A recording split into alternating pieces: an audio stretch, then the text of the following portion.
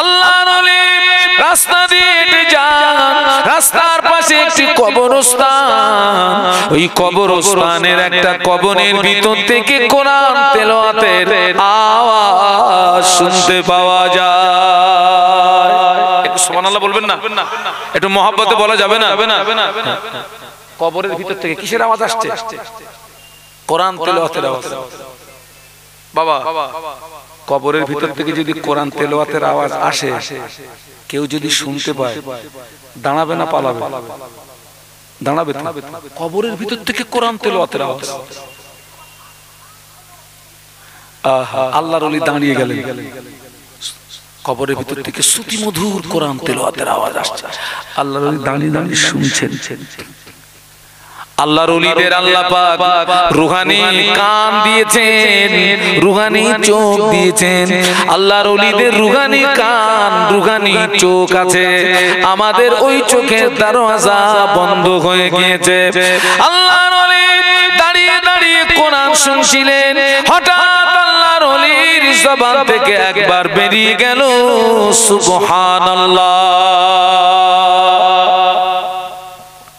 কি বার হলো? কাজ জবান থেকে, যিনি ভিতরে না যিনি উপরে? উপরে।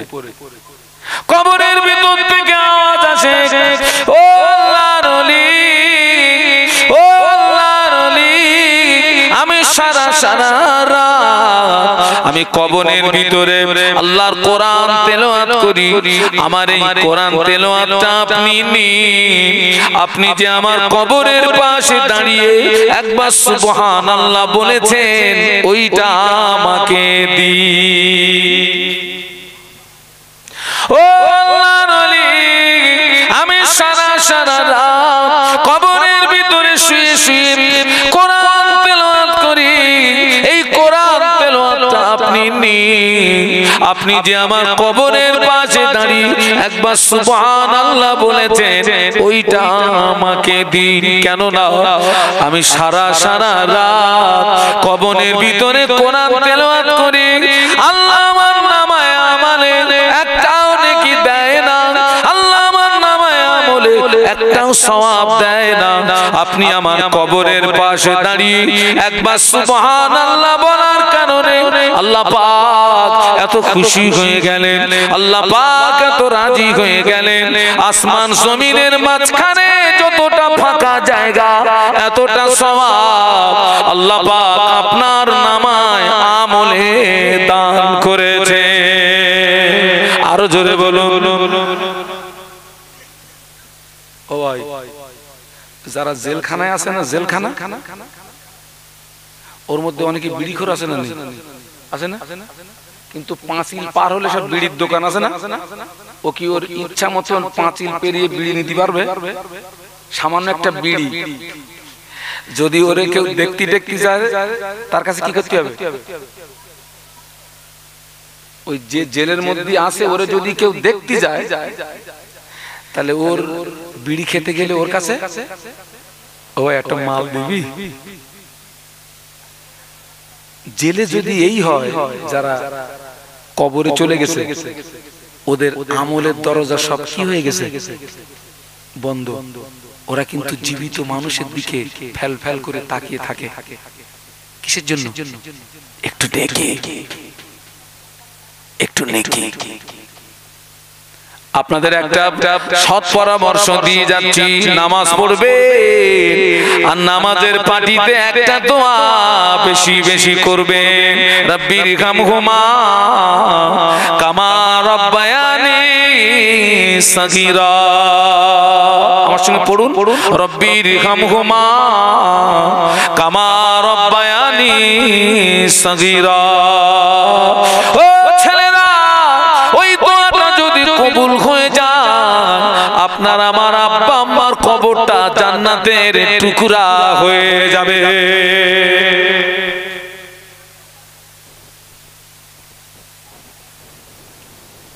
ওরে ভাই, জুমার দিনে টোটাল নামাজের পরে মসজিদে একটা শেষ দোয়া হয় না? আপনার কাছে মসজিদে হয়? কজন থাকে? ওই বুড়োগুলো থাকে না? বুড়োগুলো। আর সব ফিরি দোয়া, আমি ওটাকে বলি ফিরি দোয়া। কি দোয়া? ফিরি দোয়া না, শুধু ইমাম ওই আখিরি মোনাজাতে কতক্ষণ সময় নেয়? খুব বেশি নিলে নেয় 10 মিনিট। 10 মিনিটে অনেক কথা বলা যায়। তো ইমাম শুধু দোয়া করবে, আর আমরা যারা মুক্তাদি পিছনে বসে শুধু কি বলবো? আল্লাহুম্মা আমিন, আল্লাহুম্মা আমিন। বাংলা মানে কি? আল্লাহুম্মা আমিন বাংলা মানে বাহ বাহ, আল্লাহ দোয়াটা কবুল করো। ও ছেলেরা, ইমাম সাহেব দোয়া করতে, আল্লাহ পাক জীবনের গুনাহ মাফ করে দিন। আল্লাহ পাক আব্বা মায়ের জীবনের গুনাহ মাফ করে দিন। আপনি আমি পিছনে বসে বসে শুধু একটু বলবো আল্লাহুম্মা আমিন, আল্লাহুম্মা আমিন, আল্লাহুম্মা আমিন। ও ছেলেরা, শুনে রেখে দাও, তুমি যখন ওই ফিরি দোয়া শরীক হয়ে জীবনের গুনার কথা মনে করে, তোমার আব্বার গুনার কথা মনে করে, মায়ের গুনার কথা মনে করে, মায়ের কথা মনে করে, আব্বার কথা মনে করে, দাদু দাদির কথা মনে করে, নানু নানির কথা মনে করে, কবরবাসীদের কথা মনে করে তুমি যখন আমিন আমিন আমিন বলবে, দু চোখ ভরে পানি ফেলবে, আল্লাহ পাক তোমার দু ফোঁটা চোখের পানির ওসিলায় তোমার আব্বা মা, দাদু দাদি, নানু নানির কবরের আযাব আল্লাহ পাক মাফ করে দেয়। তাও আমরা থাকি। হ্যাঁ,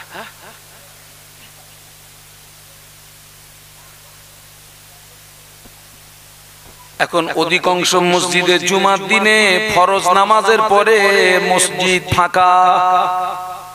ঠিক বলছি না ভুল বলছি? ও রোগ আপনাদের মসজিদে আছে? আচ্ছা, কারা কারা পালান একটু হাত তুলে দেখান তো। তুমি পালা? আল্লাহু আকবার। ওরা আমাদের সোনার টুকরো না, সব সৎ পরামর্শ দিয়ে যাচ্ছি, আখিরি মোনাজাতটা করে যাবে। কেন জানেন? জুমার দিনের দোয়া আল্লাহ পাকের দরবারে কবুল হয়। একটু বলুন, আল্লাহকে বলবেন আল্লাহ আমাকে ইমানি হালাতে মউত দেবেন। আল্লাহকে বলবেন আল্লাহ আমাকে জুমার দিনে মউত দেবেন, আমাকে জুমার রাতে মউত দেবেন। কেন জানেন? ইমানি হালাতে জুমার দিন জুমার রাতে মউত হলে আল্লাহ ওকে শাহাদাতের মর্যাদা দান করে। জোরে বলতে পারলেন না?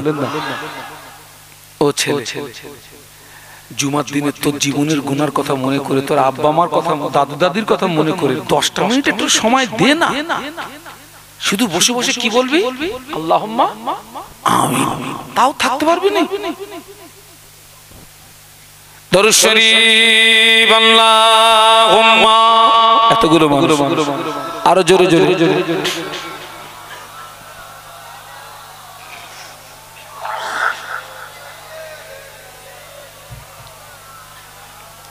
আল্লাহু আকবার। আমরা এতগুলো মানুষ, আরো জোরে জোরে আল্লাহুম্মা সাল্লি আলা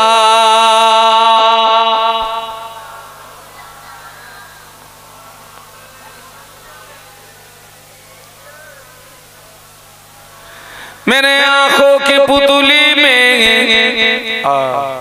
जलो आ मोहम्मद का,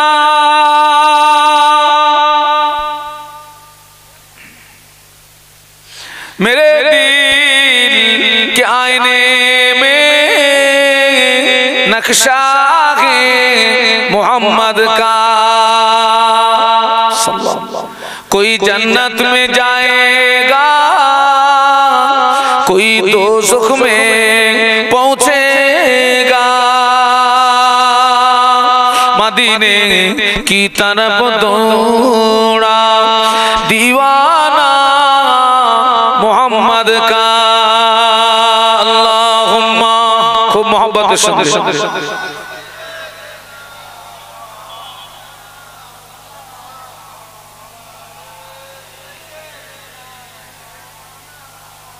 মাশাআল্লাহ একটু কলেমার জিকির লা ইলাহা ইল্লাল্লাহ ছেলেরা জোরে জোরে পড়ো লা ইলাহা ইল্লাল্লাহ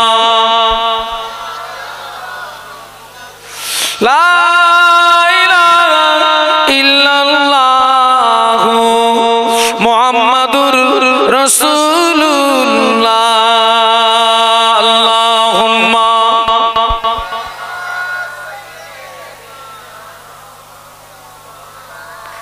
ওয়া আলা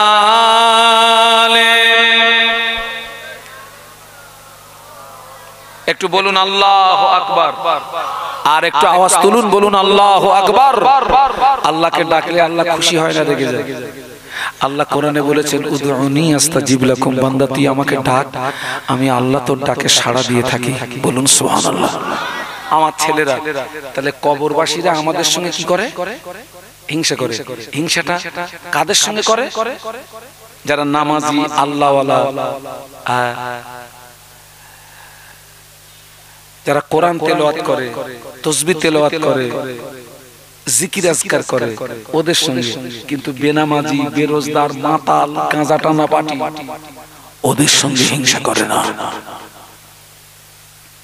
বাবা এই আপনারা কবরবাসীদের উপলক্ষে মাহফিল দিয়েছেন ঠিকই কিন্তু ওয়াজ নসিহত কিন্তু মরা মানুষের জন্য না বাবা ওয়াজ নসিহত কাদের জন্য বলুন তো জীবিত মানুষদের জন্য মূলত এখান থেকে আমাদেরকে শিক্ষা নিতে হবে কারণ আমরা কিন্তু সকলে কবরে যাত্রী না আজ হোক কাল হোক পরশু হোক সবাইকে চলে যেতে হবে মুরব্বি আমরা কেউ পৃথিবীতে থাকবো না কেউ থাকবো না কবিতার ভাষায় বলছেন जो करना है कर ले आसमां के साया तले ও আল্লাহর বান্দা নামাজ যদি পড়তে রমজানের রোজা যদি রাখতে হজ যদি করতে যাকাত যদি দিতে তাসবিহ তেলাওয়াত যদি করতে জিকির আজকার যদি করতে মুনাকাদা মুশাহাদা যদি করতে আসমানের ছায়ার নিচে করে নাও কেন না কিয়ামত तक सोता रहेगा खाके साया तले কিয়ামত পর্যন্ত কবরের ভিতরে তোমার শুয়ে থাকতে হবে ওইখানে শুয়ে শুয়ে আর আমল করা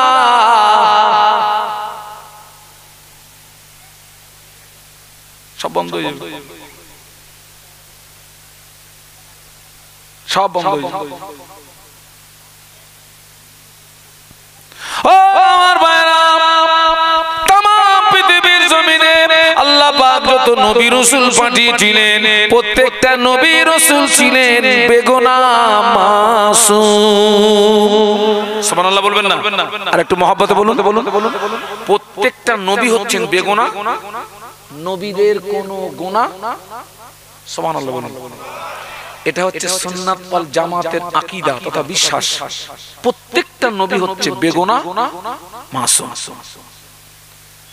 ও আমার ভাইরা আমাদের নবী বেগুনাহ মাসুম হওয়া সত্ত্বেও আল্লাহ নবী বসে বসে না আল্লাহ নবী দাঁড়িয়ে দাঁড়িয়ে দাঁড়িয়ে দাঁড়িয়ে আল্লাহ নবী এত ইবাদত করতেন আল্লাহ নবী এত ইবাদত করতেন আল্লাহ নবী এত নামাজ পড়তেন আল্লাহ নবীর কদম মোবারক দুটো ফুলে ফেটে রসানি গড়িয়ে যেত আল্লাহ নবীর কদম মোবারক দুটো ফুলে ফেটে রসানি গড়িয়ে যেত সাহাবীরা জিজ্ঞাসা করেছিলেন ইয়া রাসূলুল্লাহ হাবিবাল্লাহ আল্লাহ তো আপনাকে বেগুনাহ মাসুম করে পাঠিয়েছেন হুজুর আপনি এত নামাজ কেন পড়েন এত ইবাদত কেন করেন আপনার যে কদম মোবারক দুটো ফুলে ফেটে রসানি গড়িয়ে যায় আল্লাহ নবী কত সুন্দর জবাব দিয়েছিলেন ও আমার সাহাবীরা যে আল্লাহ আমাকে নবী বানালেন যে আল্লাহ আমাকে রাসূল বানালেন যে আল্লাহ আমাকে এত ইজ্জতের হকদার করলেন আমি কই আল্লাহ পাকের ইবাদতের ভিতর দিয়ে কি কিয়ামতের ময়দানে তার শুকরগুজার বান্দাদের দলভুক্ত হয়ে উঠব না ও আমার সাহাবীরা আমি আল্লাহ নবী বলছি তোমরাও সকলে আল্লাহ পাকের ইবাদতে মশগুল হয়ে যাও সুবহানাল্লাহ ও সাহাবীরা, যে আল্লাহ আমাকে নবী বানালেন, আমাকে রাসূল বানালেন, এত ইজ্জতের হকদার করলেন, আমি কি ওই আল্লাহর ইবাদতের ভিতর দিয়ে কিয়ামতের ময়দানে কি তার শুকরগুজার বান্দাদের দলভুক্ত উঠব না? আমরা আল্লাহর নেয়ামতের শুকরিয়া আদায় করি? বাবা, তাম পৃথিবীর জমিনে অনেক অন্ধ মানুষ আছে। অন্ধ, অন্ধ বলে কাকে? অন্ধ মানুষ চোখে দেখতে পায় না। ও যুবকেরা, মুরব্বীরা, সারা জীবন যদি আল্লাহর ইবাদত করি, এই দুটো চোখের শুকরিয়া আদায় করে শেষ করা যাবে নাকি? যাবে। সারা জীবন ইবাদত করে এই দুটো চোখ, একটু ভাবুন। জানা মায়ের মুখ দেখতে পায় না, আব্বার মুখ দেখতে পায় না, প্রিয়তমা স্ত্রীর মুখ দেখতে পায় না, সন্তানের মুখ দেখতে পায় না, আল্লাহর সাজানো পৃথিবীটা দেখতে পায় না। একজন অন্ধ মানুষ ঈদের দিনে, কোন দিনে? একটু কথা বলেন না। ঈদের দিনে ওই ঈদের গেটের কাছে রাস্তায় দাঁড়িয়ে দাঁড়িয়ে কাঁদতেছেন আর বলছেন, ভাইরা আজকের ঈদের দিন আমি কিছু দেখতে পাচ্ছি না। কলিজা ছেঁড়া কথা। অন্ধ মানুষ ঈদের দিনে রাস্তায় দাঁড়িয়ে কি বলছেন, ভাইরা আজকের ঈদের দিন আমি কিছু দেখতে পাচ্ছি না। ও ছেলেরা, এই যে দুটো চোখ, আল্লাহ আমাদেরকে অন্ধ করতে পারতেন না? খুব পারতেন। আপনি আই হসপিটালে যান, আই হসপিটালে গিয়ে দেখেন অবস্থাটা কি। আমি হায়দ্রাবাদে গেলাম, এলভি প্রসাদ আই হসপিটাল, বিশাল হসপিটাল। এক এক মানুষের চোখের রোগ এক এক রকম। আল্লাহ আমাদেরকে এই সুন্দর চোখ দুটোকে সতেজ, সুস্থ, ভালো কে রেখেছেন? আরো একটু জবান খুলে বলবেন না? সব দেখছি তো, আব্বাকে দেখছি, আচ্ছা আব্বাকে দেখছেন, মাকে দেখছেন, দেখেন। আল্লাহ নবী বললেন, মা মিন ওয়ালাদিন বারিন ইয়ানজুরু ইলা ওয়ালিদাইহি নাযারা রাহমাতিন ইল্লা কাতাবাল্লাহু লাহু বিকুল্লি নাজরাতিন হাজ্জাতান মাবরুর। একটু বলুন আল্লাহু আকবার। আর একটু জবান খুলে বলুন। চোখ যাদের আছে, এই দেখেন চোখ যাদের আছে এরা কতটা সৌভাগ্যবান দেখুন।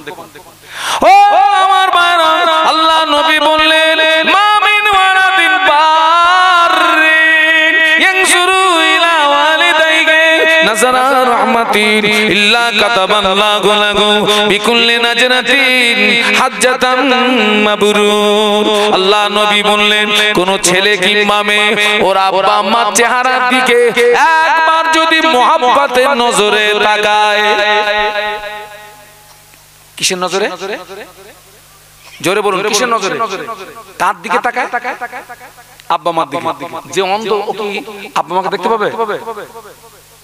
তাহলে যারা চোখওয়ালা, আল্লাহ নবী বললেন, কোন ছেলে কিংবা মেয়ে যদি ওর আব্বা আম্মার চেহারার দিকে একবার মহব্বতের নজরে তাকায়, আল্লাহ নবী বললেন, একবার মহব্বতের নজরে তাকালে আল্লাহ পাক ওই ছেলে মেয়েটার নামায় আমলে আমার আল্লাহ একটা কবুল হওয়া, মকবুল হওয়া, নফল হজে সওয়াব দান করে। যেটা বলতে পারলেন না? যারা অন্ধ এটা পাবে? পাবে। কেউ যদি আব্বা মার দিকে মহব্বতের নজরে একবার তাকায়, কবুল হওয়া, যে হজ আল্লাহর দরবারে, বলুন কবুল হয়ে গেছে। আরে আল্লাহ আমাকে দুবার হজ পাকে নিয়ে গেছেন, আমি কি গ্যারান্টি দিতে পারবো আমার হজ কবুল? না। আল্লাহ নবী বলছেন, কেউ যদি তার আব্বা আম্মার চেহারার দিকে মহব্বতের নজরে তাকায়, এটা আমার আব্বা, এটা আমার মা, আল্লাহ নবী বললেন ওই ছেলে মেয়েটার নামায় আমলে আল্লাহ একটা কবুল হওয়া নফল হজের সওয়াব দান করে। একজন সাহাবী নবীকে বললেন, ইয়া রাসূলুল্লাহ, ইয়া হাবিবাল্লাহ, আব্বা আম্মা চেহারার দিকে একবার মহব্বতের নজরে তাকালে যদি একটা কবুল হওয়া মকবুল হওয়া নফল হজের সওয়াব পাওয়া যায়, আমি যদি দিনে 100 বার করে আব্বা আম্মার চেহারার দিকে তাকাই কি হবে? আমি যদি দিনে 70 বার করে তাকাই কি হবে? আল্লাহর নবী একটু বিরক্তি শুনে বলেছিলেন, ও আমার সাহাবীরা, আল্লাহর নেকির ভান্ডারে নেকি কমি নাই। সুবহানাল্লাহ বলুন। ও আমার সাহাবীরা, আল্লাহর নেকির ভান্ডারে নেকি কমি নাই। তুমি 70 বার নয়, আমি আল্লাহ নবী বলছি তোমার আব্বা আম্মার চেহারার দিকে তুমি যদি দিনে 100 বার মোহাব্বতের নজরে তাকাও, আল্লাহ পাক তোমার নামায়ে আমলে 100টা মকবুল হওয়া নফল হজে সওয়াব দান করে। অন্য মানুষরা পাবে?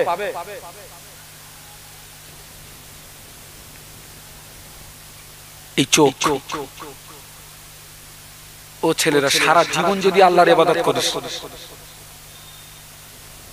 অনেকে কান আছে কিন্তু শুনতে পায় না। কানটাও আল্লাহর দেওয়া কি নেয়ামত। সুবহানাল্লাহ বলবেন না? কানটাও আল্লাহর দেওয়া নেয়ামত। কানে যদি শুনতে না পান, আপনার আব্বা আপনাকে কি বলছে ওটাও যেমন শুনতে পাবেন না, আল্লাহর কোরআনটাও আপনি কোরআন পড়তে পারেন না, অন্ধ। কান দুটো নেই, না কোরআন দেখতে পাবেন না কোরআন শুনতে পাবেন, না দেখতে পাবেন। সারা জীবন যদি আল্লাহর ইবাদত করি, কানের শুকরিয়া আদায় করে শেষ করা যাবে না। আল্লাহ নবী তো সেই জন্য বলেছিলেন, ও আমার সাহাবীরা, যে আল্লাহ আমাকে নবী বানালেন, যে আল্লাহ আমাকে রাসূল বানালেন, যে আল্লাহ আমাকে এত ইজ্জতের হকদার করলেন, আমি কই আল্লাহ পাকের ইবাদতের ভিতর দিয়ে কিয়ামতের ময়দানে কি তার শুকরগুজার বান্দাদের দলভুক্ত হয়ে উঠব না? ও আমার সাহাবীরা, আমি আল্লাহ নবী বলছি তোমরাও সকলে আল্লাহ পাকের ইবাদতে মশগুল হয়ে যাও।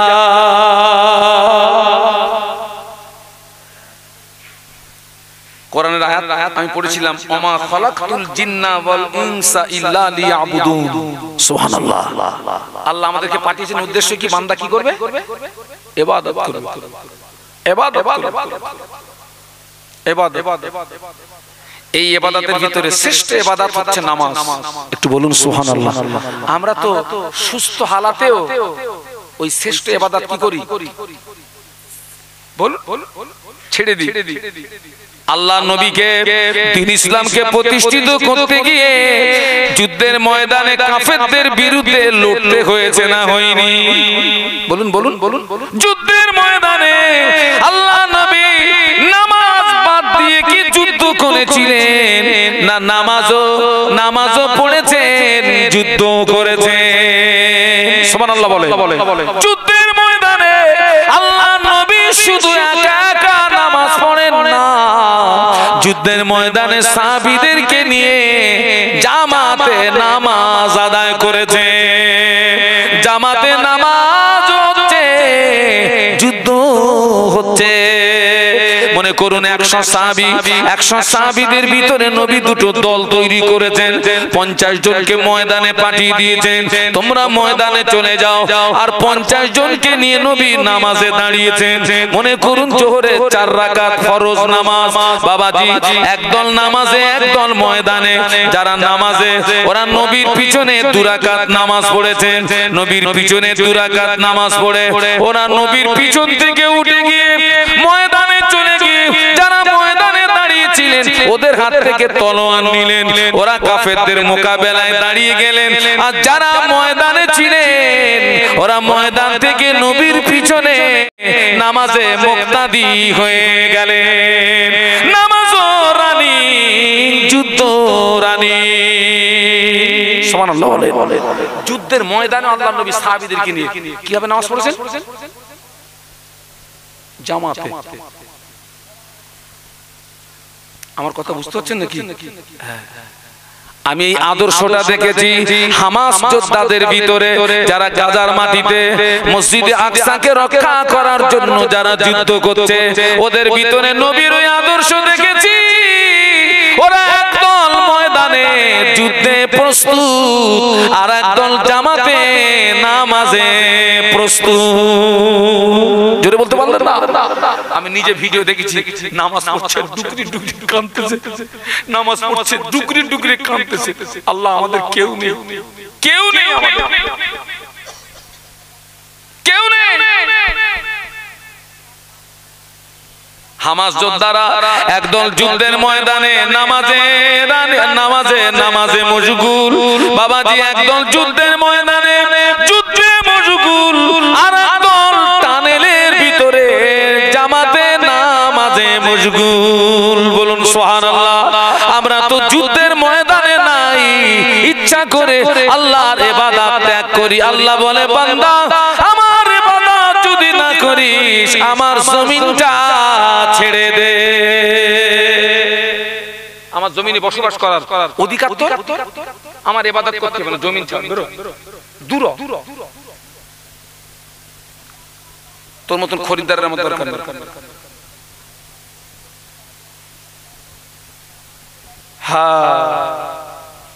নামাজ আমরা পড়ি ঠিকই, আমরা অনেকে নামাজ পড়ি, তবে নামাজ পড়তে গেলে শরীর পাক লাগে, জায়গা পাক লাগে। অনেকে শরীর পাক করার পদ্ধতি জানে না। অনেক নারী পুরুষ ফরজ গোসলের ফরজ কটা জানে না। কিসের ফরজ? গোসলের ফরজ। সাবাল্লেক সাবাল্লিকা নারী পুরুষ গোসল ফরজ হওয়াটা তো স্বাভাবিক। গোসল ফরজ হয়েছে, হেইমারি বলে পুকুরে পড়েছে, ওরে বাবারে বলে উঠেছে, গোসল হবে না। গোসলের ফরজ হলো তিনটি। এক নাম্বার হলো গরগরা সহ কুল্লি করা, দুই নাম্বার হলো নাকের নরম মাংস পর্যন্ত পানি পৌঁছানো, তিন নাম্বার হলো উত্তম রূপে সমস্ত শরীরটা একবার ধৌত করা। এই হলো গোসলের তিনটি ফরজ। একটু বলুন আল্লাহু আকবার। অনেকে জানে।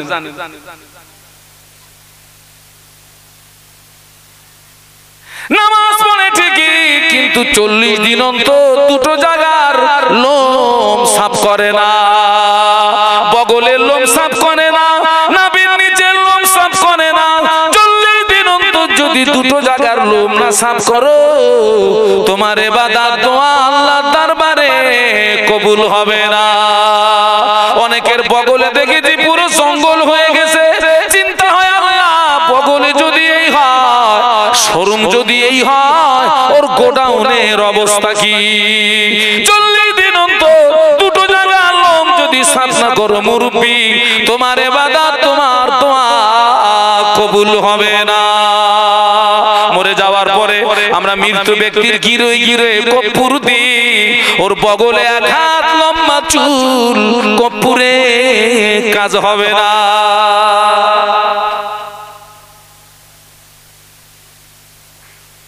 নামাজ পড়ে কিন্তু শরীর কি করে পাক করতে জানে না। অনেক মহিলারা ফরজ গোসল করে কিন্তু চুলের খোপা ভিজোয় না। কি ভিজোয় না বলেছি? একটু জোরে বলেন না। ওই গোসলটা হবে না। অনেক মায়েরা হাতের আঙুলের নখে কি দেয়? জোরে বলুন। নেল পালিশ, নোল পালিশ, ঘোড়ার পালিশ। এখন ওই পালিশ যদি নখে দেওয়া হয়, নখের উপরে একটা কি পড়ে?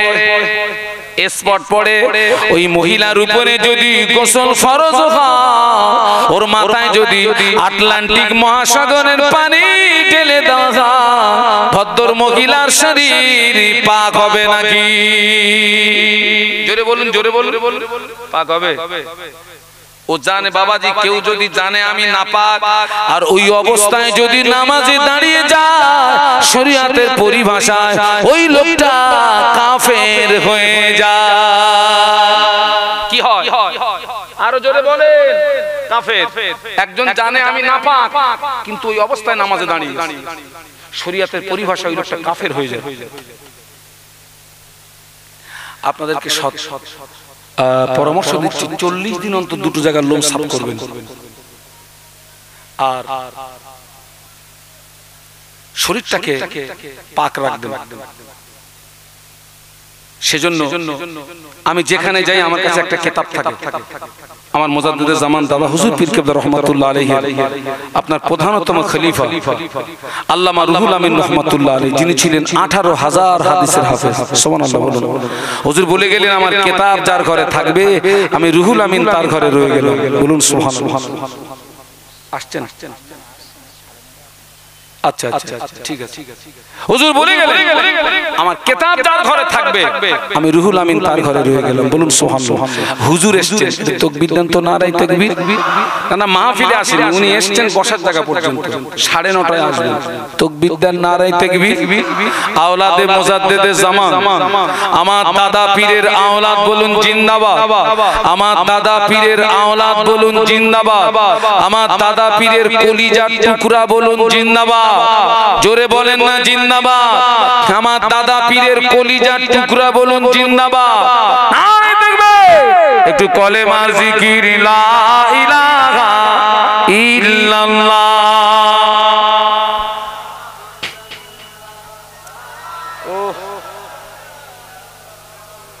মুহাম্মাদুর রাসূলুল্লাহ। আল্লাহুম্মা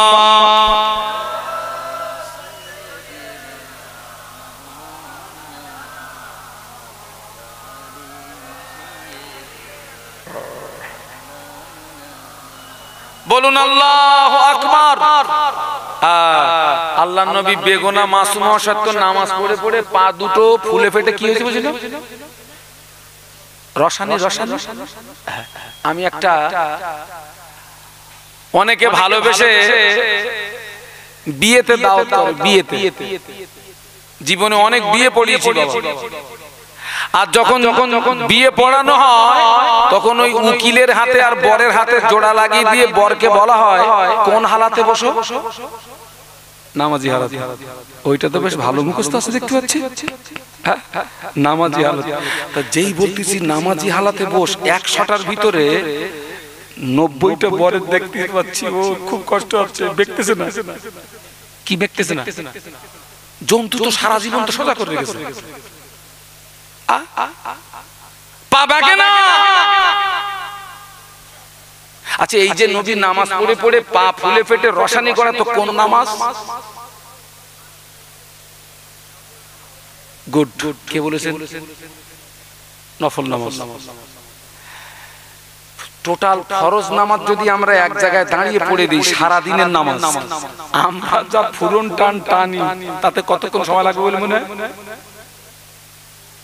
টোটাল নামাজ মানে ফজর, জোহর, আসর, মাগরিব, এশা সব এক জায়গায় দাঁড়িয়ে পড়ে দেব, কতক্ষণ? না তাই হয় চাচা, ও তো পুরো কাঁচা খুলে যাবে। 1 ঘন্টা সময় লাগবে। কতক্ষণ বলছি? 1 ঘন্টা। আচ্ছা, 1 ঘন্টা নামাজ পড়ে কি পা ফুলে ফেটে রস বেরোনোর কথা? না। আল্লাহর নবী ফরজ নামাজ ছাড়াও অতিরিক্ত এত নফল নামাজ পড়তেন। নফলের বাংলা মানে হচ্ছে অতিরিক্ত। নফলের বাংলা মানে কি বলেছি? অতিরিক্ত। এত নফল নামাজ পড়তেন, পা দুটো ফুলে ফেটে রস গড়াতো। সুবহানাল্লাহ বলবেন না? এই দেখেন, তামাম পৃথিবীর জমিনে যারা আল্লাহর ওলিয়ে কামেল বান্দা হয়েছেন, ফরজ ইবাদত করে কেউ আল্লাহর ওলি হতে পারেননি। ফরজ ইবাদত ছাড়া অতিরিক্ত নফল ইবাদত করেই তারা আল্লাহ হাসিল করেছিলেন। জোরে বলুন, আরো জোরে বলুন। সেই জন্য তো আল্লাহর ওলিরা সারা রাত কে? চার ইমামের এক ইমামে আযম আবু হানিফা রাহমাতুল্লাহ আলাইহি। আল্লাহ পাক যাকে 70 বছর হায়াত দিয়েছিলেন, 70 বছরের ভিতরে ইমামে আযম 55 বার হজ করেছিলেন। যদি বলা যাবে না, চার ইমামের এক ইমাম ইমামে আযম আবু হানিফা রাহমাতুল্লাহ আলাইহি প্রতিদিন 5 ওয়াক্ত নামাজ ছাড়াও এশা নামাজের পরে 2 রাকাত করে নামাজের নিয়াত করতেন। আর এই 2 রাকাত নামাজে একবার করে আল্লাহ পাকের কোরআন শরীফ খতম করে দিতেন। চার ইমামের এক ইমাম ইমামে আযম আবু হানিফা রাহমাতুল্লাহ আলাইহি কবরের পাশে, নিজের কবরের পাশে দাঁড়িয়ে দাঁড়িয়ে দাঁড়িয়ে দাঁড়িয়ে 7000 বার আল্লাহ পাকের কোরআন শরীফ খতম করেছিলেন। ইমামে আযম আবু হানিফা রাহমাতুল্লাহ আলাইহি 40 বছর এশা রুজুতে ফজরের নামাজ আদায় করেছিলেন। আরো জোরে বলতে পারলেন? কত বছর? জোরে বলেন। কোন উজুতে কিসের নামাজ? এশার উজুতে ফজরের নামাজ। তাহলে ও লোক কি রাতে কি ঘুমিয়েছে? মুরব্বি ইমামে আযম ঘুমিয়েছে? আরে ভাই, ঘুমলে কি উজু থাকে? 40 বছর এশার উজুতে ফজরের নামাজ পড়েছেন। চারদিকানি কথা না বলেন।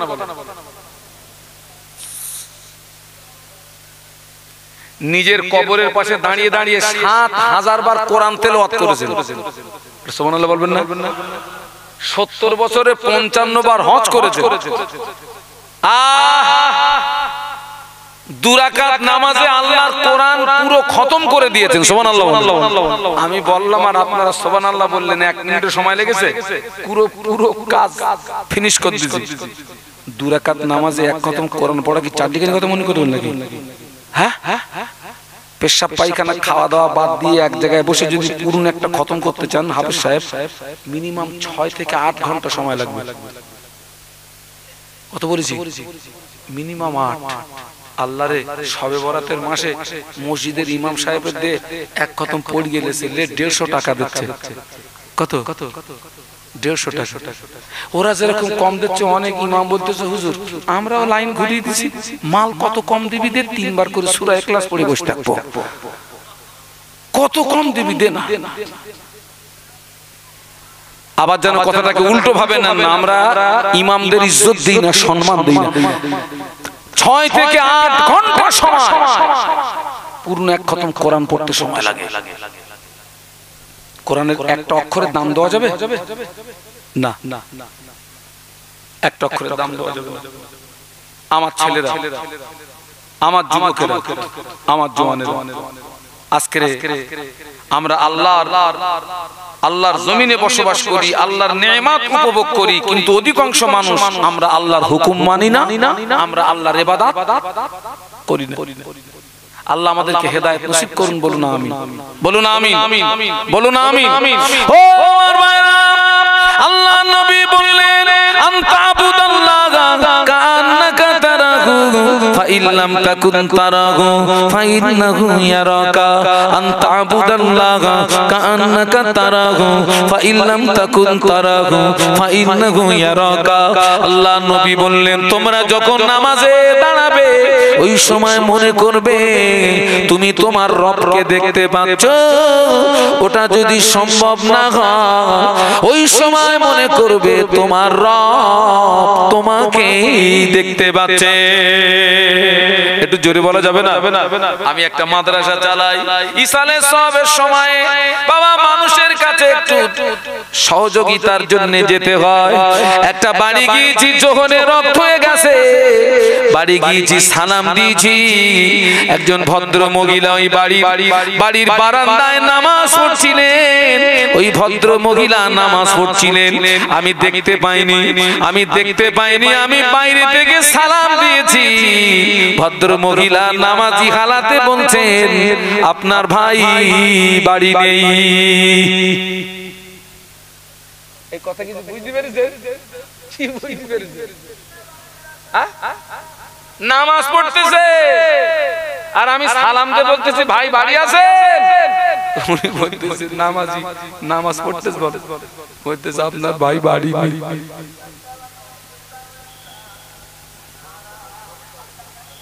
ওই জ্ঞানটা তো নেই। মুরব্বি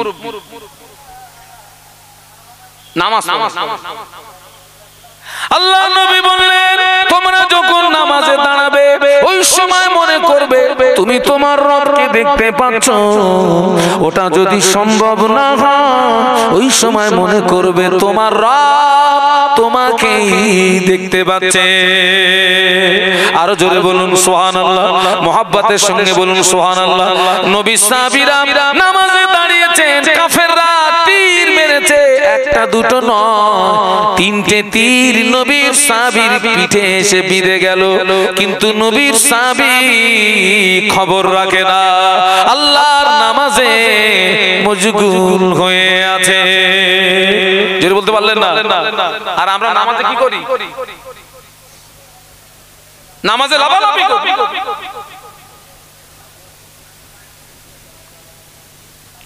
আমরা মসজিদে ঢুকলে যেন মনে হয় একটা উড়ন্ত পাখিকে খাঁচার ভিতরে যেরকম বন্দি করলে যেরকম ছটফট ছটফট বেরোতে পারলি বাসে। আমি তো অনেক জায়গায় বলেছি খোকা জুমার দিন ও সব যখন মসজিদে ঢুকে যাবে মসজিদে তালা মেরে দিবি। কেন জানেন? ও সে তিনটে বাচ্চা তুলে চলে গেছে, ওইরকম ছোট্ট ছোট্ট বাচ্চাদের নিয়ে আমরা মসজিদে যাই না? এবার জুমার দিন যাইনি, ও দেখতেছি ওর বাপ দুরাকাত পড়ে পালাচ্ছে, চাচা দুরাকাত পড়ে পালাচ্ছে, দাদু দুরাকাত পড়ে পালাচ্ছে, দুরাকাত ফরজ পড়ে পালাচ্ছে। তাহলে ওই ছেলেটা শিখবে কি? যে মনে হয় জুমার দিনে দুরাকাতের বেশি আর তা আমার কাছে জীবন তো খায় বাড়ি গেছে, অন্তত ওদের জীবনটা জানো। ওই জন্য তালা মেরে দে, টোটাল পড়বি, তারপর তালা খুলবো। একজন বলতেছে হুজুর যদি পেশাব লাগে, তার মানে ওর ভিতর দিয়েও কিন্তু ফাঁক খুঁজতেছে বেরোবে, ওর ভিতর দিয়ে ফাঁক খুঁজতেছে। আমার ছেলেরা, যুবকেরা, জওয়ানেরা প্রত্যেককে বলে যাচ্ছি, আবার আপনাদেরকে ঘুরিয়ে বলছি, আল্লাহর জমিনে বসবাস করছি, আল্লাহর নেয়ামত ভোগ করছি, আল্লাহর নেয়ামত ভোগ করছি। আল্লাহর হুকুম যদি না মানি, আল্লাহর ইবাদত যদি না করি, আল্লাহ বলছে বান্দা তুই আমার জমিন থেকে কি বেরিয়ে যা, আমার জমিনে বসবাস করার অধিকার তোর নাই, কোনো অধিকার নেই। সেজন্য আমাদেরকে পরিবর্তন হতে হবে, ভালো হতে হবে। তো আমি আপনাদেরকে বলবো এখনো অনেকে উজু জানে না, গোসল জানে না, নামাজে কি করে দাঁড়াতে হবে জানে না। আপনি যখন নামাজে দাঁড়াবেন আপনার নজরটা কোন দিকে থাকবে? আপনি যখন রুকুতে যাবেন আপনার নজরটা কোন দিকে থাকবে? আপনি যখন সিজদায় যাবেন আপনার নজরটা কোন দিকে থাকবে? সিজদায় যখন যাবেন নাক আগে যাবে না কপাল আগে যাবে? কোনটা? নাক। ভুল বলেছেন, চ্যালেঞ্জ। আগে কপাল। এই নিয়ে কিন্তু আমাদের সঙ্গে সুন্নাত ওয়াল জামাতের আলেমদের সঙ্গে অন্য এক শ্রেণীর আলেমদের বিশাল একটা মতনৈক্য আছে। তবে আমার কাছে কিতাব আছে, আল্লামা রুহুল আমিন রহমাতুল্লাহ আলাইহি জানাকে মুজাদ্দিদে জামান কি বলে ডাকতেন? বড় মাওলানা। আল্লামা হুজুর যখন আপনার ফুরফুরা শরীফে যেতেন মুজাদ্দিদে জামান আল্লামা হুজুরকে দেখে দাঁড়াতেন। একটু সুবহানাল্লাহ বলবেন না? আরো জোরে বলেন। মুজাদ্দিদে জামান দাঁড়াতেন, আল্লামা হুজুর বললেন স্যার আপনি আমার পীর, হুজুর আপনি আমার মুর্শিদ, হুজুর আপনি আমাকে দেখে দাঁড়ান কেন? আমার বড় লজ্জা হয়, আমার বড় শরম হয়। মুজাদ্দিদুজ জামান বলেছিলেন ও বাবা বড় মাওলানা, আমি তোমাকে দেখে দাঁড়াই না বাবা, তোমাকে দেখে সম্মান করি না বাবা। আল্লাহ পাক তোমার সিনায় যে ইলম দিয়েছে আমি আবু বকর ওই ইলমের তাজিবে দাঁড়িয়ে যাই। মুজাদ্দিদে জামানের অনুমতিতে আল্লামা হুজুর যত কিতাব লিখেছেন দাদা হুজুরের অনুমতিতে আল্লামা হুজুর লিখেছেন নামাজের ধারাটা একটু পড়বেন, নামাজ পড়ার ধারাটা পড়বেন। ওখানে লেখা আছে সিজদায় আগে কপাল দিতে হবে, তারপরে নাক দিতে দিতে হবে। আর সিজদায় যখন যাবেন নজরটা নাকের অগ্রভাগের দিকে রাখতে হবে। সিজদায় গিয়ে নজর থাকবে কোন দিকে বলছি? নাকের আগায়, অগ্রভাগ। বাবা আমি আপনাদের কাছ থেকে বিদায় নেব। এর প্রিন্ট আছে 70 টাকা, আমি এটা 50 টাকা করে বিক্রি করি। এটা এক্ষুনি আমার সমাজে বিপুল ভাবে দরকার, বিপুল ভাবে দরকার। পারলে নামাজ শিক্ষা, পারলে আপনারা নেবেন, নেবেন আমার সাথী ভাইয়ের কাছ থেকে নেবেন। একটু পড়বেন, পড়বেন। যারা নামাজ পড়েন তারাও পড়বেন, পড়ে দেখবেন আপনার নামাজে কত ভুল। আপনি অবাক হয়ে যাবেন, আপনি আশ্চর্য হয়ে যাবেন আপনার নামাজে কিতনা ভুল। আপনি অবাক হয়ে যাবেন। আপনাদেরকে একটা সৎ পরামর্শ দিয়ে যাচ্ছি। এই ঠান্ডার সময় যারা অনেক মানুষের উজু হয় না, কেন হয় না? ঠান্ডার সময় প্রত্যেকটা অঙ্গ একটু বেশি করে কি করতে হবে বলুন না? ডলতে হবে। কেন বলুন তো? এই ঠান্ডার সময় গায়ের চামড়াগুলো গুটিয়ে থাকে, গুটিয়ে থাকে, গুটিয়ে থাকে। আর মনে রাখবেন একটা একটা অঙ্গ কিন্তু 3 বারের বেশি ধোয়া যাবে না। একটা একটা অঙ্গ আপনি 3 বার ধুতে পারেন, 3 বারের বেশি ধোয়া যাবে না। আর শীতের সময় একটু ভালো করে ডলবেন, অঙ্গগুলো একটু ডলবেন। আর ওই হাতের এই যে আঙ্গুলের ফাঁকাগুলো খেলাল করবেন। কি করবেন? খেলাল করবেন। কেন? এই শীতের সময় এই ভিতরের চামড়াগুলো গুটিয়ে থাকে, স্বাভাবিকভাবে পানি দিলে ওখানে পানি পৌঁছায় না। আর এই পায়ের আঙ্গুলের ফাঁকা, এই আঙ্গুল দিয়ে খেলাল করতে হবে। বাম পায়ের কেড়ে আঙ্গুল দিয়ে শুরু করতে হবে, ডান পায়ের কেড়ে আঙ্গুল দিয়ে শুরু করতে হবে, আর এদিকে বাম পায়ে এসে শেষ হবে। এটা হচ্ছে মাসনুন তরিকা। সুবহানাল্লাহ। এগুলো আমাদেরকে খেয়াল রাখতে হবে বাবা। আল্লাহর ইবাদত যেন সঠিক হয়, ইবাদত যেন সঠিক হয়। ইবাদত যদি সঠিক হয় তবেই আমি পূর্ণ সওয়াব পাওয়ার আশা রাখতে পারি। ইবাদত যদি সঠিক না হয় পূর্ণ সওয়াব পাওয়ার আশা রাখা যাবে না, যাবে না। আজকের কবরবাসীদের উপলক্ষে মাহফিল হচ্ছে, কবরবাসীদের উপলক্ষে। আজকে তারা কিন্তু অসহায়, আজকে তারা কি অসহায়। তাদের জন্য নামাজের দরজা বন্ধ হয়ে গেছে, রোজার দরজা বন্ধ হয়ে গেছে, দান সাদকারের দরজা বন্ধ হয়ে গেছে, তাসবিহ তিলাওয়াতের দরজা বন্ধ হয়ে গেছে, আপনার জিকির আজকার মুরাকাবা মুশাহাদা রাস্তা, এক কথায় সব দরজা কি হয়ে গেছে? বন্ধ হয়ে গেছে। তবে আল্লাহ নবী বললেন ইদা মাতাল ইনসানু ইন কাতা আনহু আমালুহু ইল্লা মিন সানাসাতিন ইল্লা মিন সাদাকাতিন জারিয়াতিন আও ইলমিন ইনতাফাউ বিহি আও ওয়ালাদিন সালিহিন ইয়াদউ লাহু আও কামা ক্বালা আলাইহিস সালাম। আল্লাহ নবী বললেন একটা মানুষ যখন মারা যায় সমস্ত আমল বন্ধ হয়ে যায়, 3টা আমল জারি থাকে, 3টা আমল বন্ধ হয় না। সুবহানাল্লাহ বলবেন, একটু মহব্বতে বলা যাবে। ওই 3টা আমলের ভিতরে একটা আমল হলো কেউ যদি সৎ সন্তান রেখে কবরে যেতে পারে, কেউ যদি নেক সন্তান রেখে কবরে যেতে পারে, ওই ছেলেটা নামাজ পড়বে, দোয়া করবে, রব্বি রহমহুমা কামা রাব্বায়ানি সগীরা, রব্বি রহমহুমা কামা রাব্বায়ানি সগীরা।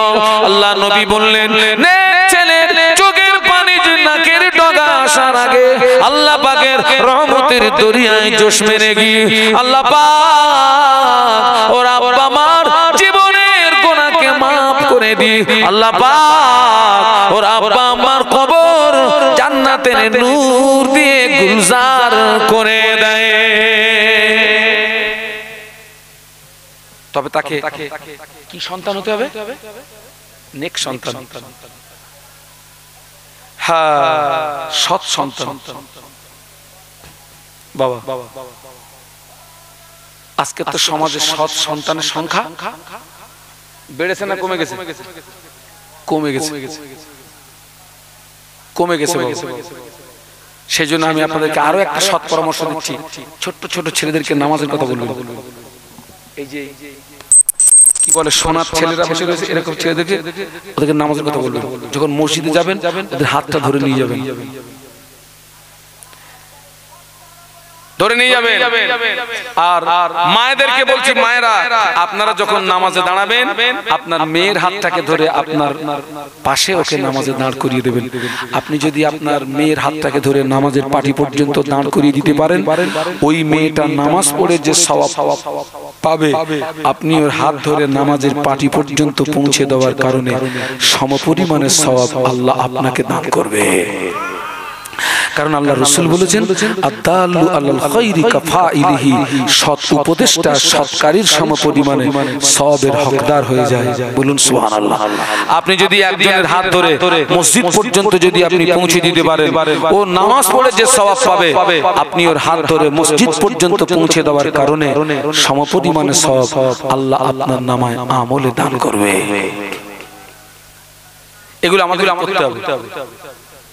আর যখন নামাজ পড়বেন ওই দোয়াটা করবেন, আব্বা মার জন্য করবেন, আর নিজের জন্য এই দোয়াটা করবেন, রব্বানা আতিনা ফিদ দুনিয়া হাসানা ওয়া ফিল আখিরাতি হাসানা ওয়া কিনা আযাবান নার।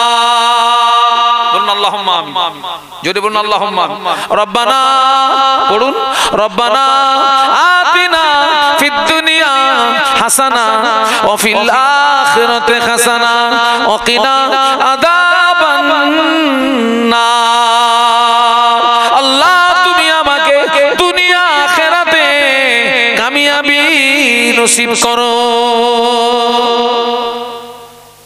দুনিয়া আর একটা দোয়া করবেন, রব্বানা লা তুযিগ কুলুবানা বা'দা ইদ হাদাইতানা ওয়া হাব লানা মিন লাদুনকা রাহমা ইন্নাকা আনতাল ওয়াহ্হাব। আমার সঙ্গে পড়েন, রব্বানা লা তুযিগ কুলুবানা বা'দা ইদ হাদাইতানা ওয়া হাব লানা মিন লাদুনকা রাহমা ইন্নাকা আনতাল ওয়াহ্হাব। আল্লাহ পাক তুমি আমাকে দয়া করে হেদায়েত দান করেছো, এই হেদায়েতের পরে আমার অন্তরটাকে যেন বিগড়িয়ে দিও না।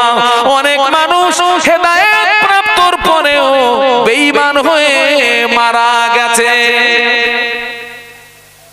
আছে না? অনেক মানুষ হেদায়েত প্রাপ্তর পরেও বিগড়িয়ে গেছে। এই দোয়াটা করবে, আমার কথা মনে থাকবে। আর একটা দোয়া করবে, আল্লাহুম্মা হাসিবনি হিসাবাই ইয়াসীরা। তাকবীর, নারায়ে তাকবীর। জোরে বলুন নারায়ে তাকবীর। আমার দাদা হুজুরের কলিজার টুকরা বলুন জিন্দাবাদ। আমার দাদা পীরের কলিজার টুকরা বলুন জিন্দাবাদ। নারায়ে তাকবীর। আওলাদে মুজাদ্দেদে জামান, নারায়ে তাকবীর। যারা আশেপাশে আছেন সব মাহফিলের ভিতরে চলে আসেন। এ পর্যন্ত মুক্তাসার করলাম। ওমা তাওফিকি ইল্লা বিল্লাহ, আলাইহি তাওয়াক্কালতু ওয়া ইলাইহি উনীব। আসসালামু আলাইকুম।